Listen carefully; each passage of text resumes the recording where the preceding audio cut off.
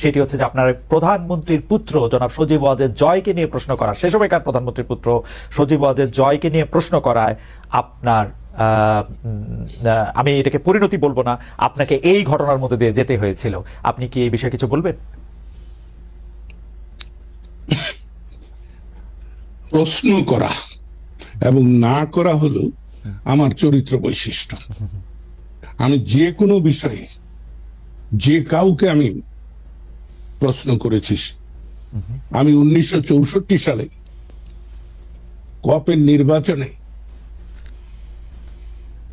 জনাব শেখ মুজিবুর রহমানকে প্রশ্ন করেছি এবং এমন কথাও বলেছি যে আপনি জাতীয়ভাবে যেমন গুরুত্বপূর্ণ, আমি আমার যত বয়স এবং অবস্থানগত কারণে আমি আমার জায়গায় তেমনি আন্তরিক, সৎ এবং নিষ্ঠাবান।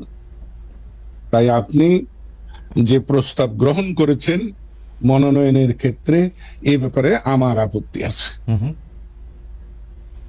তাই আমি আপনাকে যেটা বলবো, আমি জয় সম্পর্কে কোনো কথাই বলিনি এবং জয় আমাকে কোনোদিন কোনো কথা বলেনি। জয় তথ্য প্রযুক্তি মন্ত্রণালয়ের উপদেষ্টা ছিলেন, প্রধানমন্ত্রী, তথ্য মন্ত্রণালয়ের না, তথ্য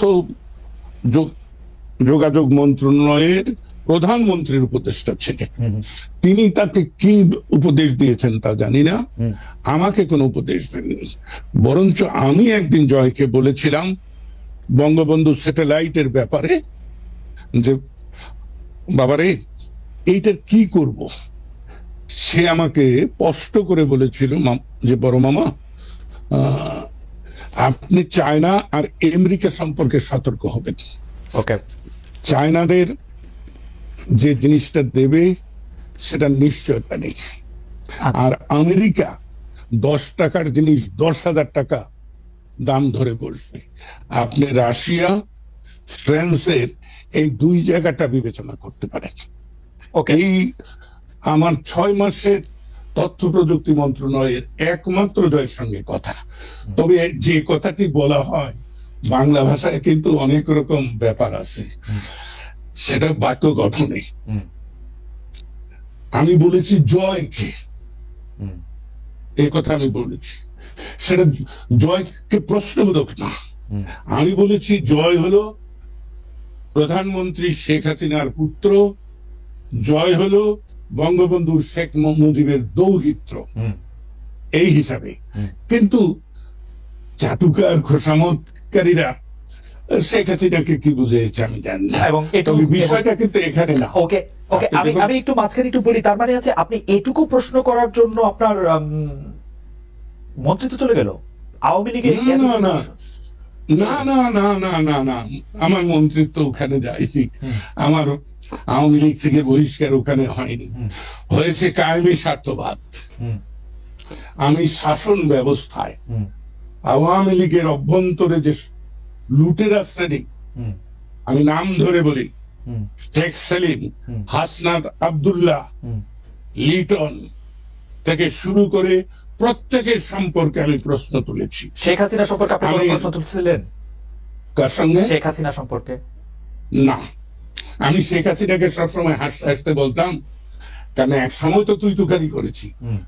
50-এর দশকের শেষ 58 সালে আমার সঙ্গে পরিচয়, তারপরে থেকে আমরা আমার অভ্যাস অনুযায়ী তুই তুকারি করেছি। কিন্তু আমি যখন 2001-এর জাতীয় সংসদ নির্বাচনে ভোট ডাকাতির কারণে পরাজিত হই, তারপরে আমি সিদ্ধান্ত নেই যে আমি রাজনৈতিক অঙ্গনে থাকবো কি থাকবো না, নির্বাচনী ব্যবস্থার মধ্যে থাকবো কি থাকবো না। তখন আমি নিজে নিজেই ভেবে নেই যে শেখ হাসিনাকে যদি আমি তুই তোকারি করি তাহলে শেখ হাসিনা আমাকে কেন সম্মান করবে।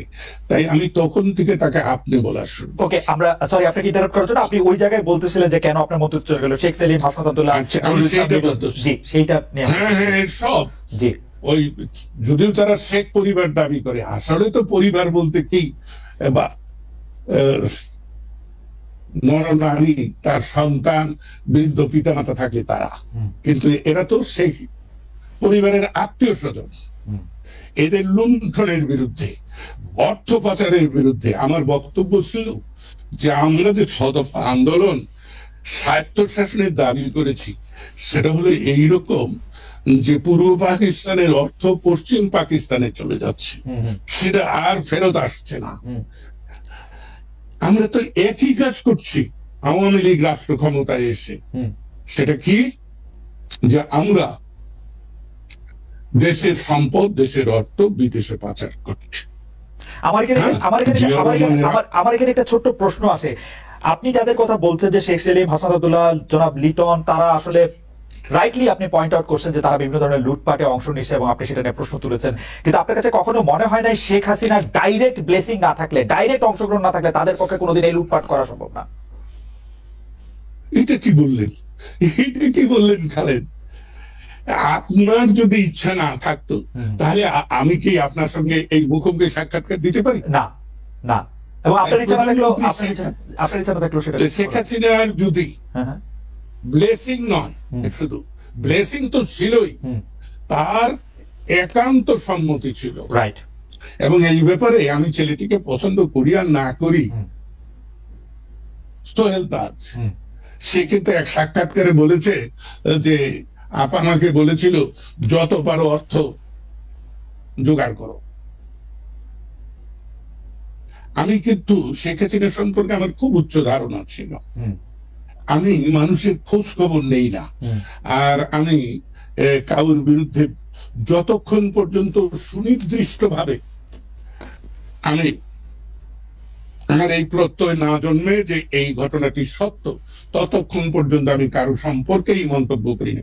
আমি কারো বিরুদ্ধে বলি না, সব সময় বলি যে আমি অমুকের সম্পর্কে, অমুকের বিষয়ে মতামত দিচ্ছি। তো আপনাকে বলি যে আমরা যখন আমেরিকায় যাই তার দুদিন আগে বাংলাদেশ আওয়ামী লীগের কার্যকরী কমিটি এবং উপদেষ্টা কমিটির যৌথ সভায় আমি প্রকাশ্যে এদের বিরুদ্ধে অভিযোগ উত্থাপন করেছিলাম। আবার এখানে আমি একটু ছোট করে দুইটা বিষয়ে জানতে চাই যে আপনি তো জানেন যে 2013 সালে যে নির্বাচন ব্যবস্থা, 2014 সালে যে নির্বাচনের মধ্যে দিয়ে আওয়ামী লীগ সরকার আবার ক্ষমতায় আসলো, সেইটাতে আসলে কোনো নির্বাচন হয় নাই। 154টা সিটে আসলে বিনা প্রতিদ্বন্দ্বিতা নির্বাচিত হওয়ার পর আসলে কারো কোনো ভোটের দরকার না, আবার সরকার গঠন হয়ে গেছে। আপনি ওইটার কোনো প্রতিবাদ করেছিলেন না, করেছিলেন কিনা? এক। দুই হচ্ছে আপনি দল থেকে বহিষ্কার হলেন, মন্ত্রিত্ব থেকে বাদ পড়লেন, ফিরে এসে গত 10 বছরে আপনি এই কথাগুলি প্রকাশ্যে এরকম করে বলছেন কিনা বা বলতে চেয়েছেন কিনা, বলতে কোনো বাধা পেয়েছেন কিনা? জনাব খালেদ মহিউদ্দিন, আমি আপনি 2012 সালের বাজেট অধিবেশনে আমি স্পষ্ট করে বলেছিলাম যে এটাই আমার সর্বশেষ জাতীয় সংসদে উপস্থাপিত বক্তব্য, কারণ আমি ভবিষ্যতে জাতীয় নির্বাচনে অংশগ্রহণ করব না। তারপরে শেখ হাসিনা ব্যক্তিগতভাবে আমাকে অনুরোধ করেছেন যে লতিফ ভাই আমাকে ছেড়ে যাবেন না, আপনাকে আমার প্রয়োজন। আমি শেখ হাসিনাকে যতটা সম্মান করি বা স্নেহ করি, সমর্থন করি, তার চেয়েতেও আমি বহুবার বলেছি আমার ব্যক্তিগত দুর্বলতা শেখ ফজিলতুন্নেসা প্রতি। আমি ছাত্রলীগ, আওয়ামী লীগ, শেখ মুজিব,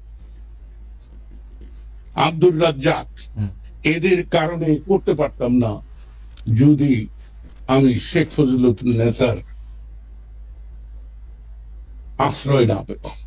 তাই ওই মহিলার প্রতি আমি আমৃত্যু কৃতজ্ঞ। সে কারণেও তার কন্যাকে আমি অনেক সময় বিষ হজম করে মেনে নিয়েছি। এবং আমি কিন্তু বলতাম যে দেখুন মাননীয় প্রধানমন্ত্রী, আমি খুব দ্বন্দ্বে থাকি, কখন আমি আপনার মান নষ্ট করি, কখন আমি আপনার মনে আঘাত করি, কারণ আমি সত্য মিথ্যা বুঝি না। আমি যা বুঝি তা আমি না, কিন্তু জনাব লতিফ সিদ্দিকী, আপনি যখন মন্ত্রী হলেন তখন সংসদে আপনার যে ভাষণ, সেখানে তো আমরা শেখ হাসিনার প্রতি আপনার একটা অবশ্যই। পুরো লয়ালিটি আমরা অবশ্যই আমার মর্যাদাকে মানি। অনলি বিকজ যে তার মাকে আপনি এত যৌক্তিক কথা এত আগে থেকে এটা বলে থাকেন, কিন্তু তার মাকে যেহেতু আপনি মানে ভালোবাসেন বা শ্রদ্ধা করেন, তার জন্য তার কন্যার এই দুর্নীতি, এই অপশাসন আপনি মেনে নিয়েছিলেন। হ্যাঁ, আমি একার অকপটে স্বীকার করব, সেজন্য আমি অনুতপ্ত। আমার একটু লজ্জা নেই, কিন্তু আপনাকে আমি বলি, আমি যেদিন জাতীয় সংসদ থেকে পদত্যাগ করি, আপনি অনুগ্রহ করে আমার সেদিনের বক্তৃতাটা যদি শোনেন, তাহলে দেখবেন যে আমি কি কি বলেছি।